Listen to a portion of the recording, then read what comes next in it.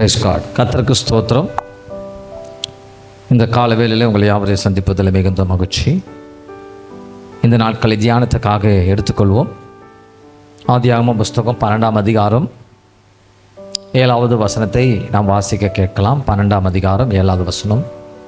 கர்த்தர் ஆபிரகாமுக்கு தரிசனமாகி, உன் சந்ததிக்கு இந்த தேசத்தை கொடுப்பேன் என்றார். அப்பொழுது அவன் தனக்கு தரிசனமான கர்த்தருக்கு அங்கே ஒரு பலிபீடத்தை கட்டினான். அருமையானவர்களே, ஆபிரகாமுக்கு தரிசனம் தந்த தேவன். இன்னைக்கு தரிசனத்தை குறித்து நாம் தியானிக்க போகிறோம். தரிசனம், இன்னைக்கு தலைப்பு தரிசனம், தேவ தரிசனம். தரிசனம் இன்னைக்கு தேவை.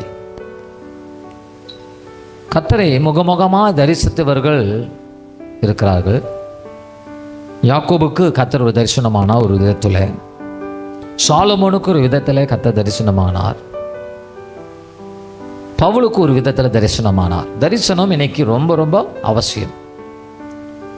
2 தரிசனம் இருக்குது. ஃபியூச்சர், எதிர்காலத்தை குறித்து ஒரு தரிசனம் நமக்கு. 2வது தேவனை முகமுகமாய் தேவனை தரிசிப்பது, தேவனுடைய செயல்களை தரிசிப்பது இல்லைங்களா? ஆகவே அருமையானவர்களே, தேவனை தரிசிக்கிற ஒரு அனுபவம் வேதத்திலே சில முன்னோர்கள் பெற்றார்கள், ஆசீர்வதிக்கப்பட்டார்கள். இன்றைக்கி அந்த தேவ தரிசனத்தை இன்றைக்கி நம்ம பெற்றுக்கொள்ள வேண்டும். அந்த தரிசனம் எல்லாருக்கும் கிடைக்குமா? இன்றைக்கி தரிசனம் பார்ப்பதற்கு அநேகர் போகிறார்கள். நமக்கு ஆராதனை உண்டு, பாடல் உண்டு.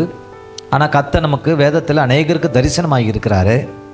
பல ரூபத்தில், பல செயல்களிலே, அக்கினியாக, தூதர்களாக, பலவிதமான காரியங்களோடு கர்த்தர் ஒளியாக, வெளிச்சமாக தரிசனமாக இருக்கிறார். இன்னைக்கு கர்த்தர் அப்படிப்பட்ட தரிசனம் நமக்கு இன்னைக்கு இருக்கிறதா? அப்படிப்பட்ட தரிசனம் காண முடியுமா? முடியும். அப்படிப்பட்ட தரிசனம் நமக்கு காண வேண்டும் என்றால் நம்ம என்ன செய்ய வேண்டும்? ஒரு 5 காரியங்கள்.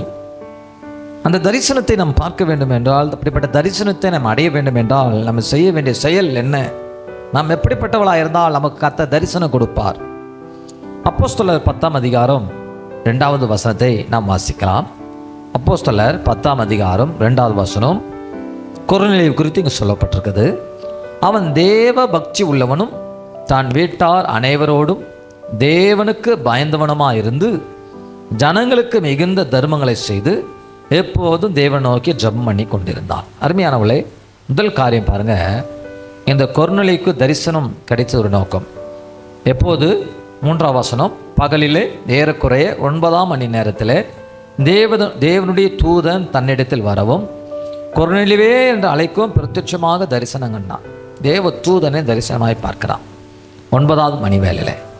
அப்போது அவன் தரிசனம் பார்ப்பதற்கு ஒரு காரணம் என்னென்றால், அவன் எப்படிப்பட்டவனாக இருந்தான்? தேவ பக்தி உள்ளவனாக இருந்தான். அந்த வசனத்தில் 4 காரியங்கள் இருக்கிறது. தேவ பக்தி, வீட்டார் அனைவரோடும் தேவனுக்கு பயந்தவன், தான தர்மங்களை செய்கிறவன், எப்போதும் தேவனை நோக்கி ஜெபிக்கிறவன். முதல் காரியம் இங்கே தேவ பக்தி உள்ளவன் என்று சொல்லப்பட்டிருக்கிறது. கொர்நேலியு என்பவன் யார்? ஒரு பட்டாளத்தில், இத்தாலி பட்டாளத்தில் 100க்கு அதிபதியாக அவன் காணப்பட்டான். செல்வாக்குள்ள ஒரு மனிதன், அதிகாரமுள்ள ஒரு மனிதன். அப்படிப்பட்ட ஒரு மனிதன் எப்படிப்பட்டவனாக இருந்திருக்கிறான்? தேவ பக்தி உள்ளவனாக இருந்திருக்கிறான், தேவனுக்கு பயந்தவனாக இருந்திருக்கிறான். பாருங்களேன்.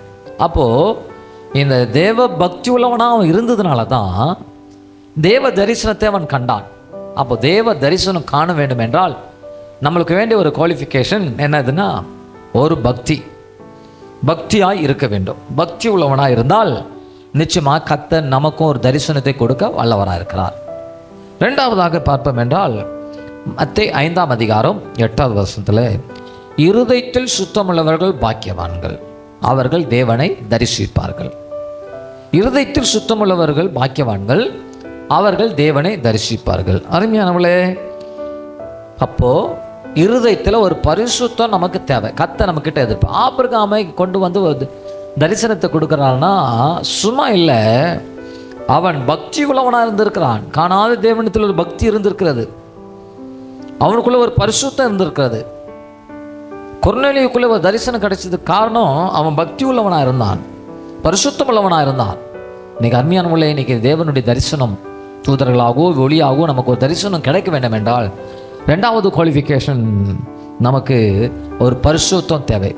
எபிரேயர் 12:14. பரிசுத்தம் உள்ளவன் இன்னும் பரிசுத்தமான. பரிசுத்தம் நமக்கு ரொம்ப ரொம்ப தேவை. பரிசுத்தம் இல்லாமல் தேவனை ஒருவரும் தரிசிக்க முடியாதான். அப்போது இன்றைக்கி தேவன் நம்மக்கிட்ட எதிர்பார்க்கறது ஒரு பரிசுத்தம். பரிசுத்தம் இருந்தால் தேவன் நமக்கு தரிசனம் கொடுக்க வல்லவராக இருக்கிறார். ரெண்டாவதாக அப்போஸ்தலர் 22ஆம் அதிகாரம் 17வது வசனத்தில் நாம் பார்ப்போம் என்றால், இங்கு வாசிக்கிறோம், பின்பு நான் எருசலேமுக்கு திரும்பி வந்து தேவாலயத்தில் ஜெபம் பண்ணி கொண்டிருக்கையில் ஞான சிருஷ்டி அடைந்து அவரை தரிசித்தேன். அவரே தரிசித்தேன்றான் பவுல். பாருங்கள், ரட்சிக்கப்பட்ட உடனே அவர் ஒளியாக தான் தரிசனமானார். ரெண்டாவது அவரையே நான் தரிசித்தேன்னு சொல்லி பவுல் சொல்கிறார் இல்லைங்களா.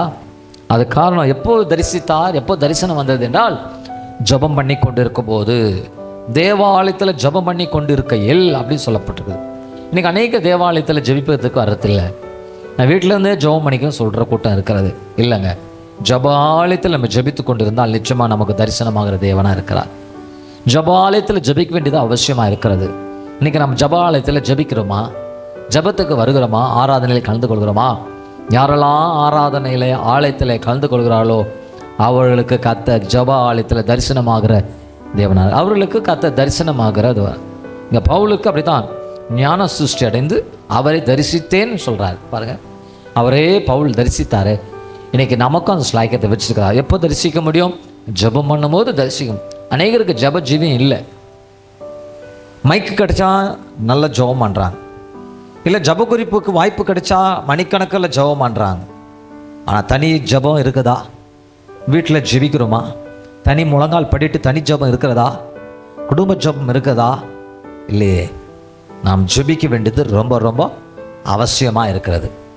நமக்கு தேவை ஜெபம். ஜெபிச்சா கர்த்தர் நிச்சயமாக தரிசனமாக. அப்போது பக்தியாக இருந்தால் தரிசனம் கொடுப்பார், பரிசுத்தமாக இருந்தால் தரிசனம் கொடுப்பார், ஜெபித்தால் நமக்கு தரிசனம் கொடுப்பார். நான்காவது, அப்போஸ்தலர் 18ஆம் அதிகாரம் 9வது வசனம். ராத்திரியே கர்த்தர் பவுலுக்கு தரிசனமாகி, நீ பயப்படாமல் பேசு, மௌனமாக இராதே அப்படி சொல்கிறார். பவுலை அங்கே ரொம்ப துன்புறுத்தி அங்கே கொண்டு வருகிறார்கள். கொண்டு வரும்போது தான் அவனுக்கு பல பாடுகள். அதனால தான் சொல்கிறாரு, நீ பயப்படாது, நான் உன்னோடு கூட இருக்கிறேன், உனக்கு தீங்கு செய்யும்படி ஒருவனும் உன் மேலே கை போடுவதில்லை, இந்த பட்டணத்தில் எனக்கு அநேக ஜனங்கள் உண்டு. பாருங்களேன், அருமையானவங்களே, கர்த்தர் பார்த்து சொல்கிறார், பயப்படாதே. இயேசு பவுலை போல நாம் பாடுபடுவதற்கு நாம் ஆயத்தமாக இருந்தால், கிறிஸ்துவுக்காய் பாடுபட நாம் ஆயத்தமாக இருந்தால், நிச்சயமாக உங்களுக்கும் பவுலுக்கு தரிசனமான தேவன் உங்களுக்கு தரிசனமாக வல்லவராக இருக்கிறார். ஐந்தாவது பார்த்தீங்கன்னா, பரிசுத்த ஆவியினாலே நிறைந்து. அப்போ ஆவியின் நிறைவு நமக்கு ரொம்ப தேவை. 7ஆம் அதிகாரம் அப்போஸ்தலர் 7ஆம் அதிகாரத்தில் 15வது வசனத்தில் வாசிக்கிறோம்,